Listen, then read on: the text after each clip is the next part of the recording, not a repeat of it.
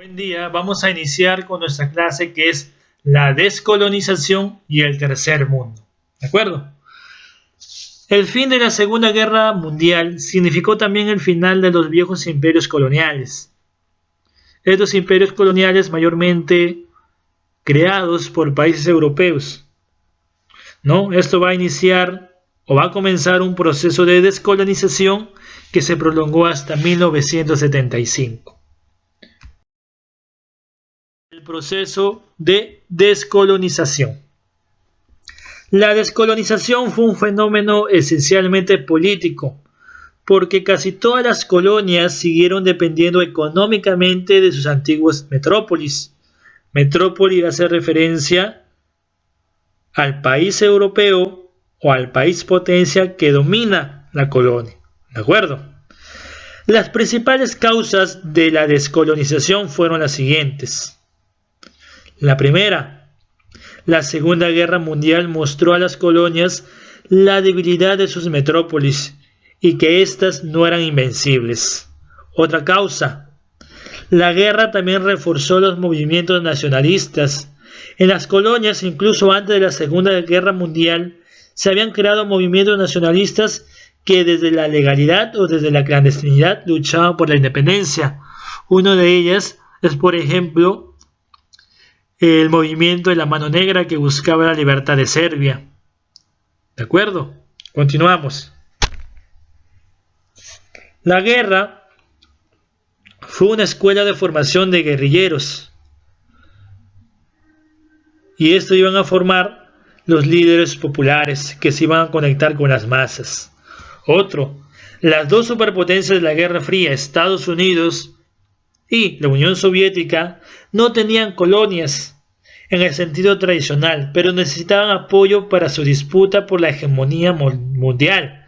Por ello, propiciaron el resurgir de movimientos independistas a fin de sustituir la influencia europea por la suya.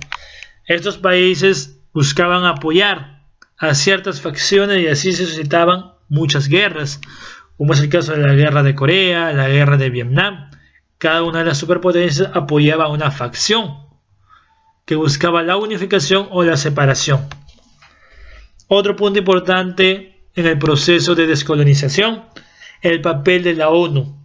Como bien sabemos, la ONU significa Organización de las Naciones Unidas, que surgió luego de la Segunda Guerra Mundial. La ONU apoya el derecho de la autodeterminación de los pueblos dominados por los imperios, es decir, buscaban que estos pueblos se independizaran de manera autónoma. Características de este proceso de independencia. El comienzo de la descolonización suele situarse en el año 1946, año en que Filipinas se independizó de los Estados Unidos y Transjordania de Gran Bretaña.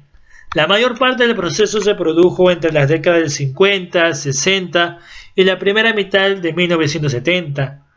Aunque cada proceso de independencia fue particular, se pueden distinguir fases comunes. Primer punto, la movilización independista. ¿En qué lugares se va a dar o de qué manera se va a dar? En algunos casos fue promovida por un sector de la élite educada en la metrópoli, es decir, personas que se dirigieron a aquellos países para poder educarse y luego regresaban a su colonia y se convertían en líderes carismáticos que atraían la simpatía de las masas, aunque generalmente respaldado por un partido político, como es el caso de la independencia de la India. La India era una colonia de Gran Bretaña, es decir, era considerada como la perla de la corona. Uno de los personajes que fue educado en Gran Bretaña y que llevó a cabo una independencia pacifista fue Mahatma Gandhi. ¿De acuerdo? Luego tenemos otro tipo de descolonización, como es la radicalización y nacionalismo. Los procesos de emancipación pasaron por un periodo de radicalización.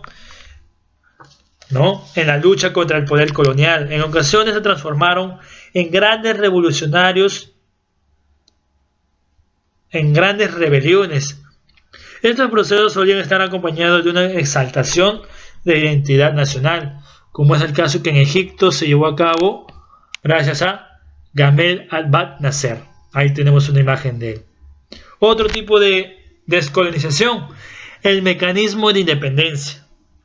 Dependiendo de la actitud de la potencia mundial, los medios para alcanzar la independencia variaron desde el compromiso con la metrópoli y la resistencia pacífica hasta lograr su hecho, o si no, convertirse en largas y sangrientas guerras. ¿De acuerdo? Otro tipo de descolonización tenemos la relación con la antigua metrópoli. Los lazos con la antigua potencia fluctuaron desde el establecimiento de gobiernos conjuntos y el mantenimiento del mismo jefe del Estado, como es el caso de la Commonwealth, ¿no?, donde Gran Bretaña unificó a todas las zonas, a todas sus colonias en una sola comunidad llamada la Commonwealth, donde cada colonia tenía su presidente y todos les rendían cuenta a Inglaterra. Pero más tarde iba a llevar la ruptura absoluta de esta forma de comunidad. Luego tenemos la dificultad en la constitución de un Estado moderno. Gran parte de los nuevos estados tuvieron dificultades para conformar y sostener instituciones de gobiernos funcionales.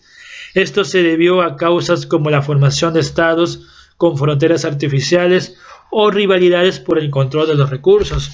Esto es el caso que se da mayormente en África, donde los estados jóvenes, países jóvenes, con gobiernos jóvenes, aún mantienen luchas, guerras civiles con otras facciones que quieren llegar al poder o con otros países, y la rivalidad mayormente son por territorios o recursos primordiales para cada estado. ¿De acuerdo? Continuamos. Tercer mundo. Una de las consecuencias directas de la descolonización fue la aparición del llamado Tercer Mundo. No se olviden de ello. El Tercer Mundo es una de las consecuencias de la descolonización. ¿De acuerdo? Término que surgió en 1950. Esto va a identificar al conjunto de países en vías de desarrollo que se resistieron a adherirse a los bloques hegemónicos, como es el caso de Estados Unidos y Unión Soviética. El concepto Tercer Mundo fue propuesto por el economista y sociólogo francés Alfred Sauvy, quien expresó que se estaban consolidando tres mundos durante la posguerra. Tenemos el primer mundo, como podemos visualizar en aquella imagen, conformado por las potencias industrializadas de Europa, América del Norte y algunas zonas de Oceanía. El segundo mundo, conformada por los estados socialistas europeos. ¿De acuerdo? Y el tercer mundo, conformada por los países pobres de Asia, África, la mayoría de ellos recién independizados, y América Latina. ¿De acuerdo? Pasamos al siguiente punto. El movimiento de los países no alineados. La política internacional. En este contexto, los países del tercer mundo intentaron en un principio mantenerse neutrales o mantenerse al margen de la Guerra Fría. Estos planteamientos quedaron reflejados en la Conferencia de Bandung en el año 1955, que fue el origen del movimiento de los países no alineados, nombre que viene del deseo de los nuevos estados por no integrarse ni en bloque, tanto al bloque comunista ni al bloque capitalista. ¿De acuerdo? En la conferencia participaron 29 estados recientemente descolonizados. Los participantes condenaron el colonialismo y la discriminación racial, reconocieron la necesidad de promover el desarrollo económico y preservar la independencia nacional, y proclamaron que ningún país debía intervenir en los asuntos internos de otro Estado. En la conferencia de Belgrado de 1961, el movimiento quedó institucionalizado de manera formal. Allí se reafirmó la independencia de los estados o los países firmantes a la política internacional. Al finalizar la Guerra Fría, los países no alineados redefinieron sus objetivos, ratificaron su independencia ideológica y política frente a los países desarrollados, comprometiéndose a la lucha por la eliminación de la pobreza y otros problemas mundiales, ¿no? Ahí podemos visualizar en aquel mapa todos los países que no formaron parte de la Guerra Fría.